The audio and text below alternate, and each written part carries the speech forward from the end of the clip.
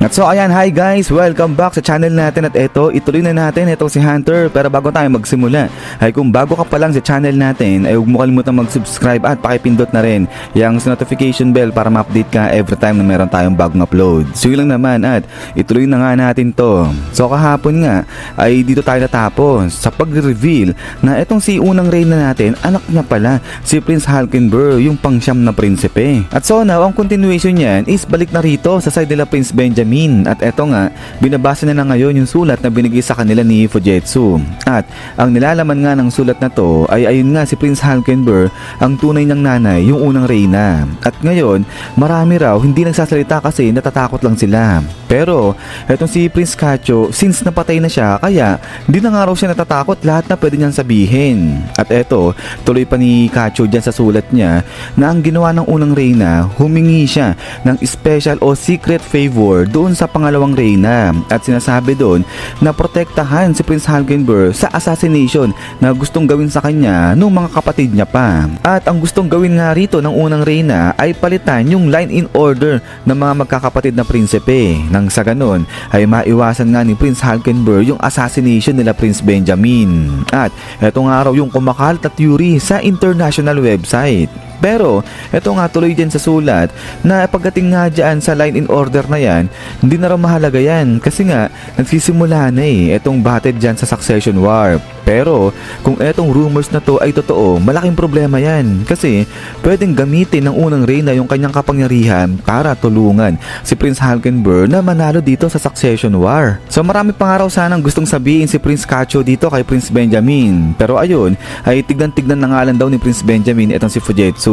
At then ay dito na nga nagsalita etong si Prince Benjamin at sinabi na matalino etong si Prince Kacho at sigurado bluff lang lahat ng to. So malamang ginagawa lang yan ni Prince Kacho para protektahan nga etong si Prince Fujitsu. At saka isa pa ay ano nga raw magagawa ng isang batang babae. So paano siya magkakaroon ng gantong klaseng political information? Pagdating sa paggagather ng mga political information na yan walang masihigit sa kanya. So kumpiyansa etong si Prince Benjamin na talagang mas marami siyang alam na info kumpara dyan kay Kacho. So hindi niya alam galing mismo sa bureau yung info na yan. Pero ito nga pagkatapos nito, alis na etong si Kaiser at saka nga si Fujitsu. Pero sa loob-loob nito ni Kaiser na gusto niya pa sanang i-hit hard etong si Prince Benjamin patungkol naman sa info about din sa succession war. Pero yun nga lang, baka pagdudahan na ni Prince Benjamin yung bureau kaya hindi na lang niya tinuloy, hindi niya na pinush. At eto nga, sa loob-loob niya, sapat na etong nakita niya yung threat na talagang gusto ni Prince Benjamin na mag-declare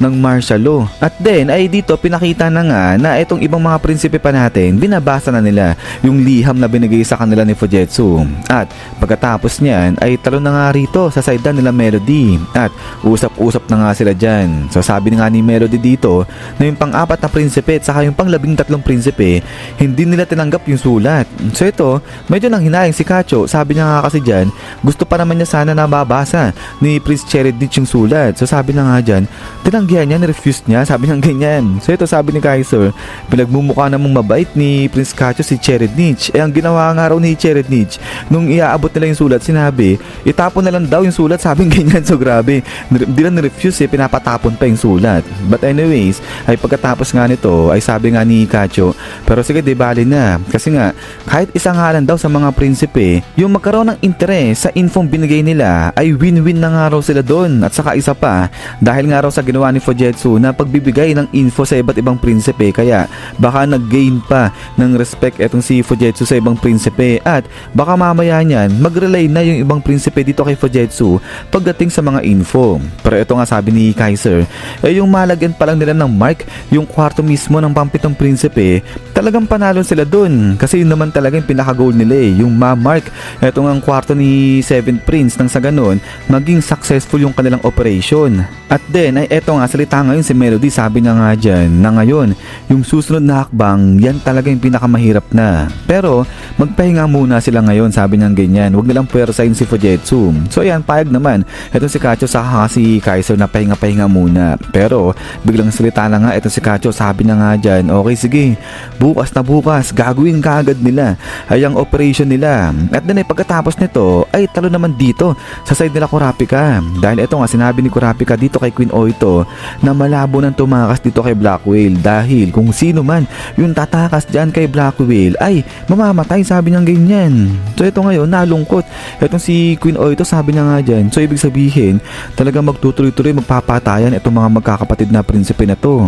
So ito sabi nga ni Kurapika, oo ganun na nga kasi ang nangyari nito isang malakas na makapangyarihang nen yung bumabalot ngayon dyan kay Black Whale at pine-prevent nito yung pagtakas ng sino man at ayan nga kapag may tumakas ay mamamatay. So ibig sabihin talagang no choice yung mga prinsipe natin, talagang magpapatayan sila dyan sa loob ni Black Whale. Pero dito parang medyo napapaisip lang ako kung lahat ba yan sa loob ni Black Whale kapag tumakas o umalis kay Black Whale mamamatay. I mean kahit hindi prinsipe yung umalis dyan kay Black Whale mamamatay. But anyways ay going back muna dito kay Kurapika, sabi na nga dyan. Pero ganun pa man rin na kahit ganito yung sitwasyon nila, meron siya nakikitang pag-asa dyan. At eto nga ngayon sabi niya kay Queen Oito na gusto nang humingi ng permiso dito kay Queen Oito dahil meron siyang gustong gawin. So tanong ito si Queen Oito, sabi niya nga dyan, ano yun? At din ay pagkatapos nito ay biglang talo naman dito yan sa side ni Prince Zhangli dahil naihiwagaan nga etong si Prince Zhangli sa nangyayari dyan. Kasi nangyari ganito,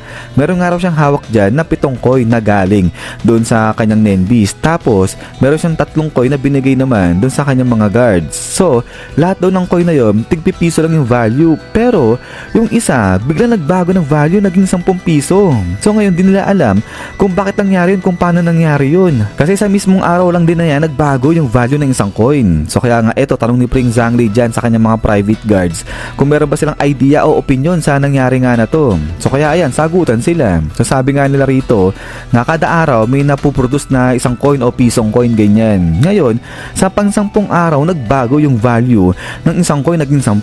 Kaya baka possible nito tuwing 10 araw nagbabago yung value ng kada coin. At sabi ngayon dito ni Prince Zhangli, okay sige, ang gawin nila ganito, markahan nila yung bawat coin kung kailan na-produce yan. Nang sa ganun ma-monitor nila yung bawat coin na napuproduce. At ang sabi nga nila rito, baka connected pa yan sa growth ni Prince Zhangli. So kumbaga kapag lumalago ng araw dyan si Prince Zhangli ay ganun rin yung nangyayari sa kanyang coin, nagkakaroon din ng value, tumataas din yung value.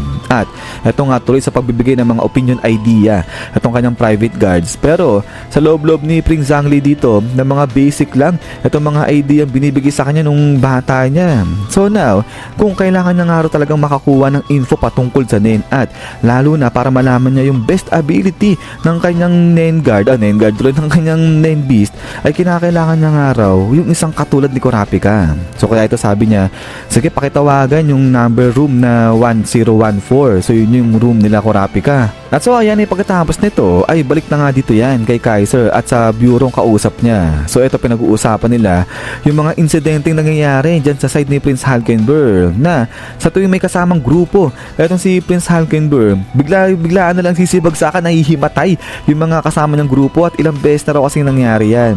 Pero ito sabi nga nila na nakapanayam na nila si Prince Hulkenberg at okay na. At base nga rito sa interview ni Prince Hulkenberg, sabi niya nga dyan na siguro ang nangyayari dyan kaya nagsisihimatayan yung grupong kasama niya dahil sa sobrang tuwa nila dahil nga sa presence nito ni Prince Hulkenberg at kasabay no nawawala na rin yung kanilang anxiety. So sa madaling sabi, etong mga supporters ni Prince Hulkenberg na overwhelmed lang sila na kanilang emotion kaya sila nagsisibagsakan, nahihimatay pagkasama nila eto si Prince Hulkenberg. Pero tuloy pa nga ni Prince Hulkenberg dito na huwag mag-alala itong bureau kasi mabilis naman makaka-recover yung mga supporters niya na yon.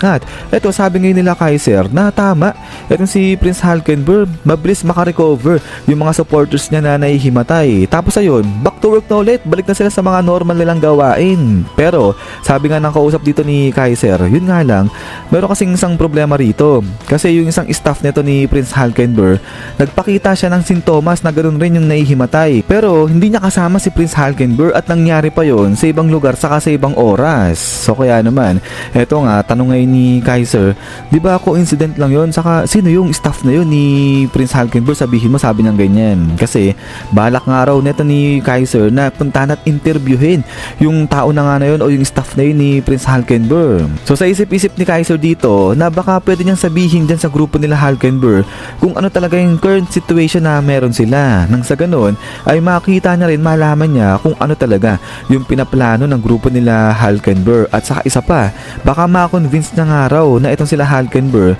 makipag-alyansa dyan sa grupo nila Melody nila Kacho. At then, ay dito na nga sinabi ngayon ng kausap ni Kaiser na yung staff na yon ni Halkenberg ay nagngangalang Warrior. Nasa private room daw yon.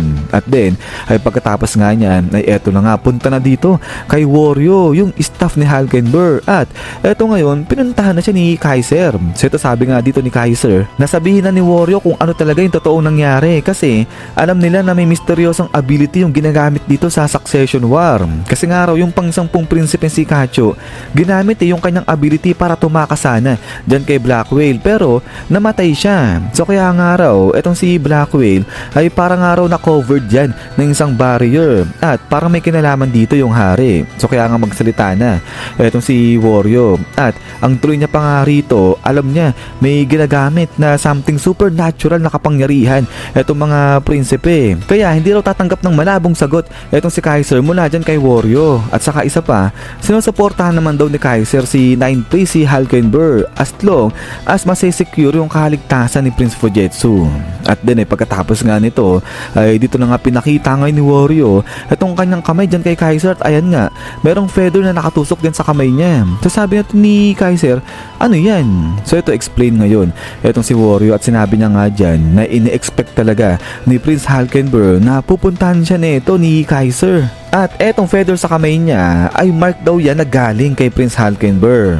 So, ang instruction sa kanya ngayon ni Prince Halkenberg ganito, kapag etong araw sila Kaiser pumunta dyan kay Warrior at brinot up yung topic patungkol sa Nen, ay sabihin raw ni Warrior lahat nung nalalaman niya. At anticipated nga raw kasi ni Prince Halkenberg na talagang pagsuospetsahan siya ng bureau dahil nga dun sa mga insidenteng nangyayari na nagsisibagsakan yung mga grupong nakapaligid sa kanya. So kaya kung etong sila Kaiser ay hindi pupuntahan directly ayan si Prince Halkenberg, ibig sabihin aware sila sa kapangyarihan ng Nen.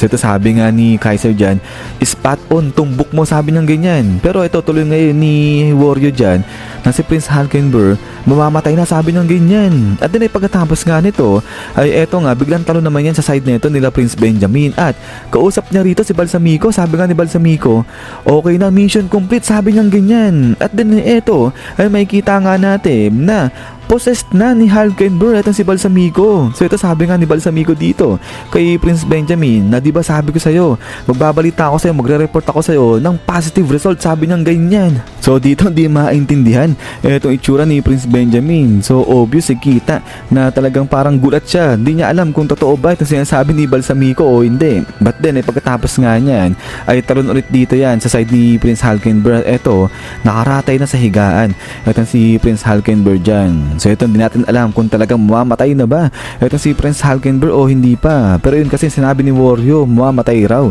itong si Prince Halkenberg. At then ay ayan nga, observe lang dyan, tingin lang dyan itong si Kaiser. At pagkatapos nito, talon na dito yan sa side naman nila Kurapika. At eto nga, kausap niya itong si Queen Oito at sabi niya nga rito na gusto niyang i-public yung nilalaman ng sulat na binigay sa kanila ni Fujitsu. Kasi nga sabi ni Kurapika rito na yung kanilang Nen training magsisimula na ulit yan kinabukasan. So ang gagawin niya, magsisend ulit siya ng open invitation sa bawat prinsipe. Pero this time, idadagdag niya na dun sa invitation na isasama niya pati yung nilalaman ng sulat na binigay sa kanila ni Fujitsu. At so dito sagot si Queen Oito, sabi niya nga dyan, sige kung yan yung kinakailangan, i-public ni Kurapika, pero bakit niya pa kailangan gawin yun? So ito sabi nga ni Kurapika, ang ipapublic niya lang naman yung naka-address kay Queen Oito, hindi yung sulat na naka-address dito kay Kurapika kasi magkaiba iba yung naka-address kay Kurapika na letter, saka nga yung naka-address na letter dito kay Queen Oito. At sabi niya nga dyan, meron siyang 3 reason. At yung una,